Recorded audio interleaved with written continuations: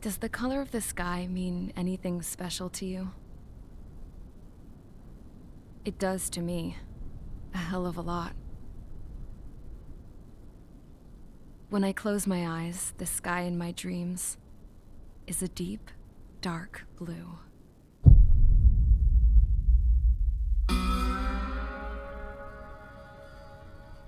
Pilots have been in my family for 4 generations. Flying's in my DNA. Even so, my grandpa didn't want me joining the Air Force. He lost faith in the Ocean Air Defense the day my dad died in battle. You know, Abby, I wish you could see what it's like up there. Cruising above the clouds, the dark blue of the stratosphere. Nothing beats being at the controls and seeing it from the cockpit. Look here. Gramps tossed a magazine over to me with an article. Unmanned fighters are no longer a dream, it read. Pilots taking to the skies will soon be a distant memory. I don't see anything good coming from that. Know what? Lying smack dab in the middle of the desert west of here, there's a bunch of planes from the last war. Some of them have been mothballed, but most of them are just rusted piles of junk waiting to be scrapped. Gramps was really good friends with the super there, so he got to take whatever he wanted, no questions asked. That's how we got the parts to build our own plane. Now, when I say we, I mean me, my grandpa, and his old war buddies. I cut my teeth working with those geezers. They taught me their skills and some dirty jokes. But with their aging eyeballs and whatnot, I ended up having to do most of the work myself. I was at the airstrip doing some flight training when I saw it. A prototype drone. It wasn't much of a plane, more of a trash can with wings. Laugh at it all you want, kid. But technology's always changing. If you don't keep up with it, it'll leave your ass behind. It took 6 years and 8 months to get that engine running. And it took us another 1.5 years after that to finally get the balance of the airframe just right. I'd gone from being a little girl to, well, still a girl, just older. But now, I was all alone. Wherever the souls of my Gramps and his pals are flying, I hope it's peaceful.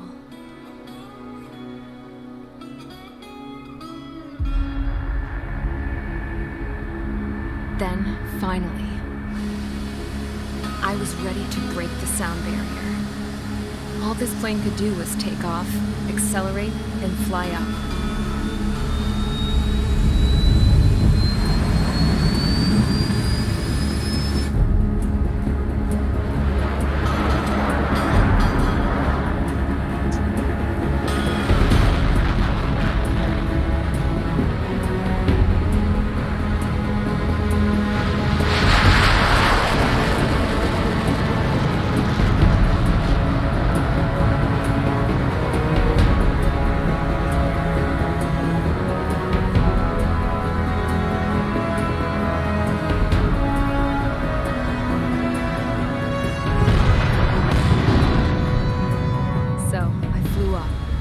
Straight up, through the clouds, higher into the sky.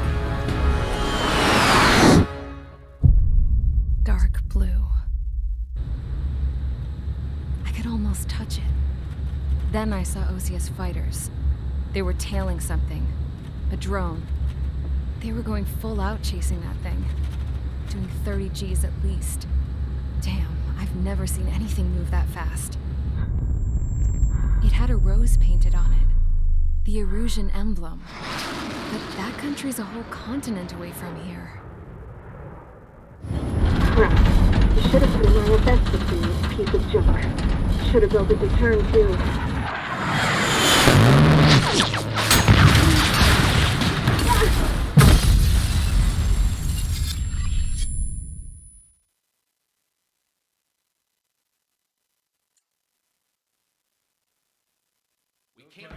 Is everyone here? Settle down. I said settle down. You have all been instrumental in helping to maintain peace in Usea as members of the International Union Peacekeeping Force. Until today. Earlier, Our radar site informed us that a group of unidentified aircraft was approaching. Communication systems went down immediately afterwards. We are led to conclude that they have attacked the site. Here's your mission. It's possible that the Yuuzhan ceasefire agreement has been broken for the first time in over a decade. As of today, the Fort Grays Air Base Squadron of the IUPF has been put on high alert. All members who have been ordered to sortie, fly there immediately. Find the unidentified craft, then use your weapons to round them up and force them to land. If the hostiles counterattack, then you will... What the hell was that?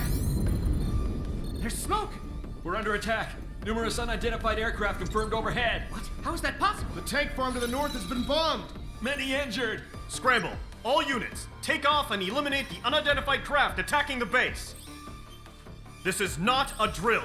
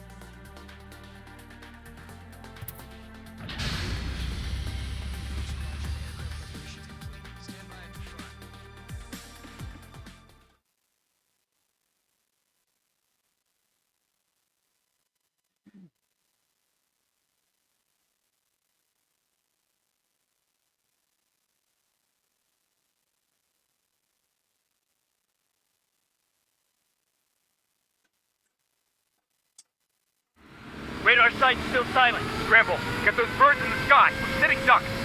What's happening? Bombers incoming. Don't know how many. Let's clear that runway. We don't got all day here. Mage Squadron, head to runway. Column Squadron, take off. Link to Skykeeper. Hurry, Mage Squadron.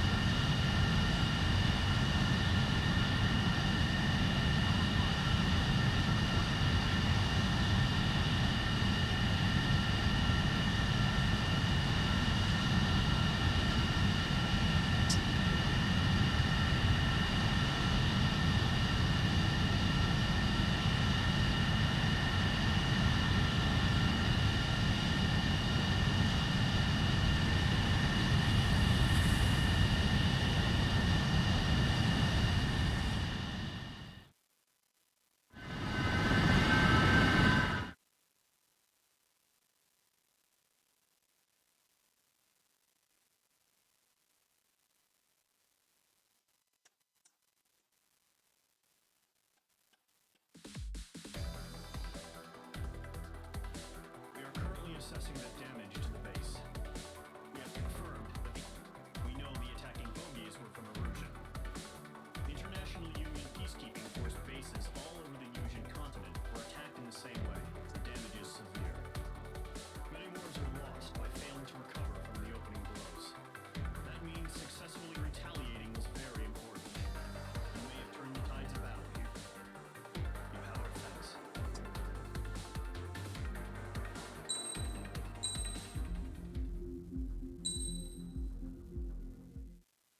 As of 1 p.m. today, the Kingdom of Erusia has declared war on the Osean Federation. As soon as the news broke out, enemy aircraft began bombing Osean territory, causing widespread destruction. The Air Defense Force has released a statement saying this violent attack was carried out by drones. They speculate the drones were secretly transported to Osea in shipping containers and launched remotely. The Secretary of the Navy has stated that the enemy was targeting naval ports across the country. According to the Secretary, all of the nation's aircraft carriers, including one still under construction, sustained severe damage in the attacks. We have yet to hear back from the department as to the fate of Osean carriers currently at sea. Hold on, I've just received breaking news. The International Space Elevator, which is being built in southern Yusia, has been seized by the Erusian army. Reports say former President Harling was touring the site at the time, but his current whereabouts are unknown. Our sources in government tell us it was Harling's policies regarding the space elevator that caused economic frictions in the area, and which ultimately led to this war. Located near Erusia, on the continent of Yusia, the space elevator has been under construction for some time now. The Executive Office of the Osean Federation has declared a national state of emergency. They have ordered all its armed forces, including Yusian peacekeepers, to mobilize and make the necessary preparations to launch an immediate counterattack. Ladies and gentlemen, our country is officially at war. Stay tuned for further updates. Breaking news from ENN. Osea launched an attack on the capital today, striking Farbanti from their aircraft carrier, the Kestrel II. After a brutal battle, the Erusian Air Force successfully repelled them. During the air raid, the Osean Air Force fired missiles at the city and managed to shoot down a number of Erusian fighters. Some of the disabled planes then crashed into residential areas. The world was screwed. 20 years ago, the Earth got slammed by an asteroid. Yusia was on the wrong side of the planet and got hit. Hard. Refugees swarmed the Erusian Republic, the biggest country on the continent, plunging it into chaos. They were desperate and started a war, one they had no hope of winning. That's the war my dad fought and died in. The biggest nations from 2 continents went head-to-head, and the so-called righteous Oseans struck the deal that ended it. They fancied themselves the only nation that could bring peace and stability to the world. They even tried saving the Yusians, still suffering from the disaster. That's how a space elevator, stretching way up into the sky, ended up being built in Yusia, paid for by the Oseans. President Harling said he did it out of compassion for his fellow humans, but to the folks in Erusia, it looked like Osea was moving in to take over. Erusia went from being a republic back to being a kingdom. When they started this new war, they managed to get the drop on everyone. The second the declaration hit the news, Erusian forces took control of the space elevator without spilling a single drop of blood. President Harling was touring the elevator when it happened and disappeared. Then, while that was going on, the Erusian ships that were docked all around Osea released a swarm of drone fighters they had hidden on board in containers. No one thought they were capable of doing what they did that day. With pinpoint accuracy, they managed to take out everything that was military, and not a single civilian was hurt in the process. Osea pissed lots of people off with their huge military presence around the world. Erusia didn't have the same reach, but they could hit their targets faster and cleaner. And when all this was going down, I just so happened to be in my flying drag racer.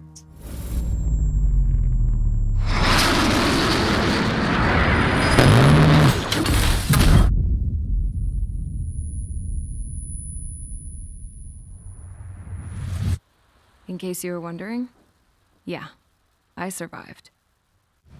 I crashed in a bombed-out Ocean Air Force base, then got arrested for breaking wartime aviation laws or some crap. The world went from being at peace to being at war, all in the blink of an eye. I'm Princess Rosa Cassette Delete of the Kingdom of Arusia. Today, Ocean airstrikes have shattered the lives of countless Erusians. Their attacks practically leveled the school I went to. It is heartbreaking. Tragic. I was tried, found guilty, and stuffed into a cargo ship. For company, I had some court-martialed soldiers. And remember those mothballed planes I told you about before? They were loaded on the ship, too. We headed off down south for several days, and then swung east. That's how I got here. I was thousands of kilometers from Erusia, on the opposite side of the Yuzian continent. For a port, it was dull as hell. It had 3 rusty patrol boats, and the base? The fences were topped with razor wire, the tower had a searchlight and machine guns, and a truck with a gun turret was parked in front of the gate. Its gun was aimed at the yard. This was a prison. This place looked like a full-on base, but half the tanker trucks were just big balloons, and the runways weren't even paved, just painted on the dirt. The whole place was just one big fat lie. The only reason I was here is because they knew I'd restored a supersonic plane. They wanted me to make something out of the mothballed planes they brought, that they could park on the fake runway. Can you believe that shit? So, I tried to escape. They found out, and set the dogs on me.